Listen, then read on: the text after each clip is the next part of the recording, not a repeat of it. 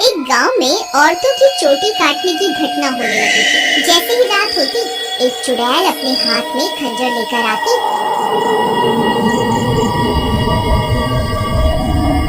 और जो भी औरत उसे सोती हुई मिलती, वह चुड़ैल उसकी चोटी काट कर वहाँ से चली जाती। किसी को ये समझ नहीं आ रहा था कि ऐसा क्यों हो रहा है। फिर एक दिन, अरे भगवान, अपने बालों को छुपा कर रखो।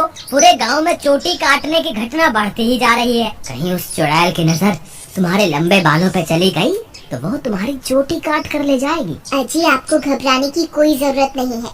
किसी चुड़ैल की इतनी हिम्मत कहाँ कि वो मेरी चोटी को हाथ भी लगा सके। अच्छा, ये बात है। जैसी तुम्हारी मर्जी। मेरा काम था तुम्हें होशियार करना। अगर चोटी कट गई तो फिर मेरे पास रोते हुए मत आना। इतना बोलकर भीमा वहाँ से चला जाता है।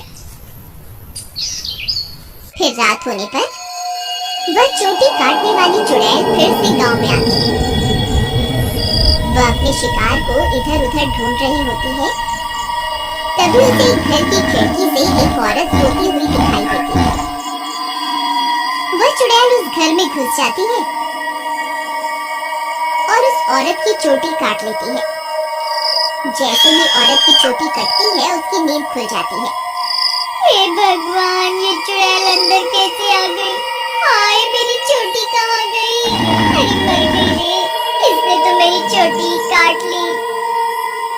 तभी वह चुड़ैल उसकी चोटी को लेकर वहाँ से उड़ जाती है। तभी वह औरत उसका पीछा करती है, लेकिन वह चुड़ैल अंधेरे में कहीं गायब हो जाती है। तभी उसका पति भी उसके पीछे पीछे वहाँ आ जाता है। क्या हुआ मीना, तुम अचानक इतनी रात को यहाँ क्यों भाग कर आ गई? देखिए ना, इस चुड़ैल ने मेरी चोटी ही काट दी और ना जाने अंधेरे में कहाँ गायब हो गई है। हे भगवान, ये क्या हो गया? तुम तो ठीक हो ना? उसने तुम्हें तो कोई नुकसान नहीं पहुँचाया ना? फिर वे दोनों उदास मन से वापस अपने घर आ जाते हैं।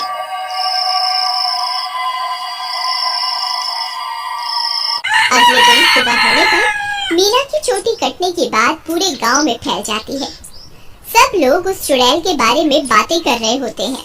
फिर भीमा को अपनी पत्नी की फिक्र होती है, तो वह अपने घर की ओर चल देता है।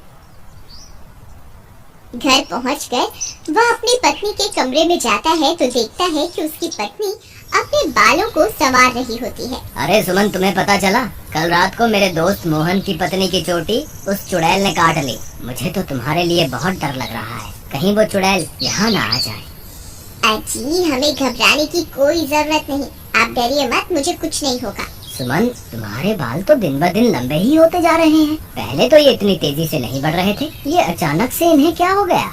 अजी, मैं अब अपने बालों की कुछ ज्यादा ही देखभाल कर रही हूँ ना, इसलिए। ठीक है ठीक है, तुम अपना ख्याल रखा करो। मैं अपने दोस्त मोहन से मिलकर आता हूँ।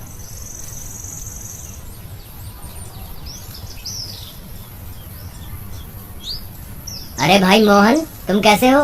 भाभी के बारे में पता चला, सुनकर बहुत दुख हुआ। क्या बताऊं भीमा भाई, जब से मीना की चोटी कटी है उसका तो रो रो कर बुरा हाल है। और बताओ, सुषमा भाभी तो ठीक है ना?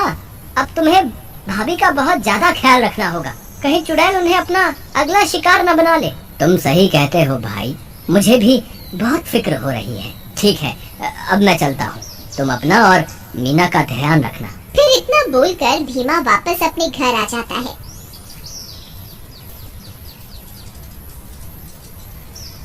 रात होने पर भीमा सो रहा होता है।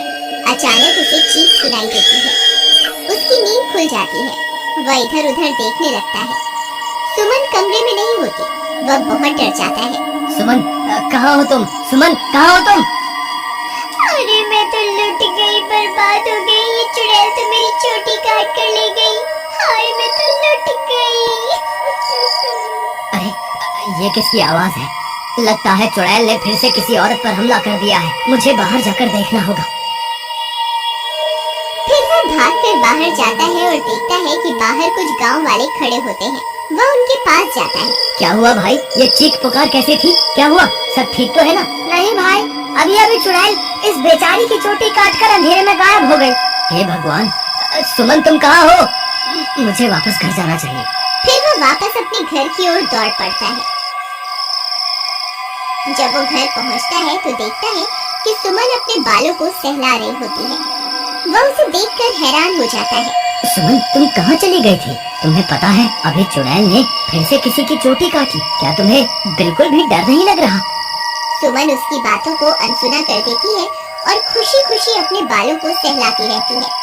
सुमन के बाल अब और भी लंबे हो चुके होते हैं। ये क्या सुमन, तुम्हारे बाल तो एक दिन में ही इतने लंबे हो गए, ये कैसे हो सकता है? भीमा सुमन के बाल देखकर घबरा जाता है।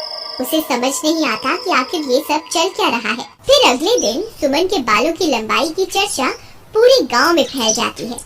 सब लोग उसके बालों के बारे में बातें कर रहे होते हैं।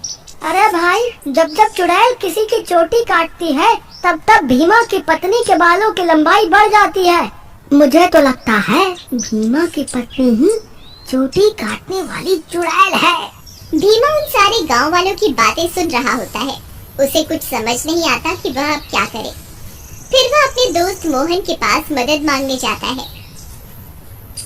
मोहन भाई, मुझे लगता है सुमन ही चुड़ैल है जो गांव में सबकी चोटी काट रही है। तुम ऐसा क्यों कह रहे हो भाई? भाई, जब जब किसी की चोटी कटती है तब तक सुमन की बालों की लंबाई बढ़ जाती है। और कल जब चुड़ैल का हमला हुआ तब सुमन अपने बिस्तर पर भी नहीं थी, फिर अचानक पता नहीं कहां से आ गई। अगर ऐसा है तो हमें कुछ ना कुछ करना होगा। तुम आज रात को सोने का नाटक करना, फिर जैसे ही भाभी घर से निकले तुम उसका पीछा करना, तब दूध का दूध और पानी का पानी हो जाएगा। मोहन भाई, तुम भी मेरे साथ मेरे घर चलो, तुम वहीं छुप जाना, फिर हम इसे रंगे हाथों पकड़ेंगे। ठीक है, चलो फिर।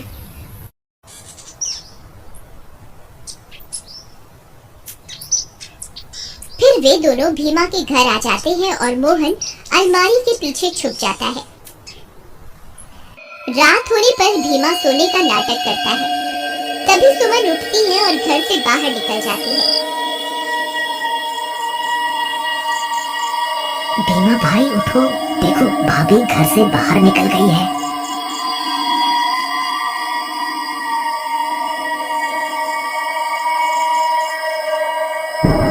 सुमन थोड़ी दूर जाते ही चुड़ैल में बदल जाती है और अपने शिकार की तलाश करने लगती है।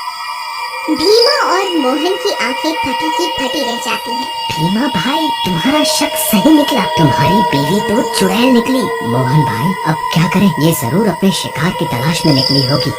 अगर हमने इसे नहीं रोका तो आज ये फिर से किसी की चोटी काट लेगी। लेकिन भीमा भाई, भाभी सबकी चोटियाँ क्यों काट रही है? मुझे क्या पता भाई, जब तो अपनी भाभी से मिलेगा तो पूछ लियो। चलो इसका पीछा करते हैं।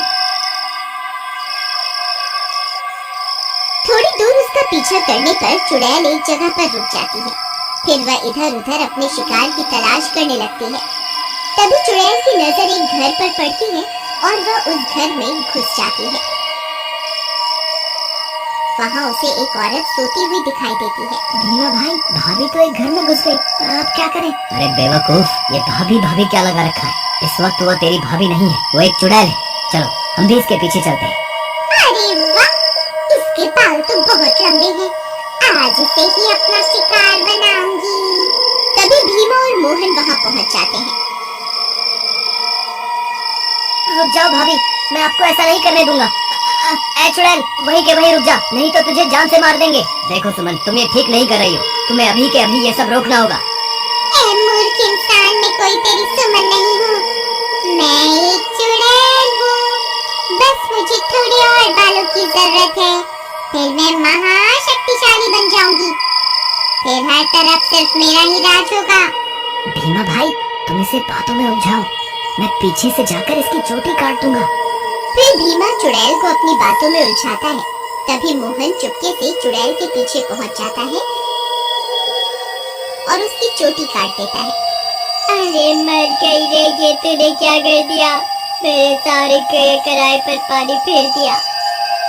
चोटी कटते ही चुड़ैल की सारी शक्तियाँ खत्म हो जाती हैं और सुमन चुड़ैल के चंगुल से आजाद हो जाती है। अरे भाभी, आप वापस आ गई। मोहन भैया, आपका बहुत बहुत धन्यवाद। आपकी वजह से मुझे इस चुड़ैल से मुक्ति मिल गई। भीमा भी अपनी पत्नी को वापस पाकर खुश हो जाता है और वे दोनों फिर से एक साथ रहने लगते हैं। इस तरह गांव वालों को चोटी काटने वाली चुड़ैल से छुटकारा मिल जाता है और सब गांव वाले हंसी खुशी रहने लगते हैं।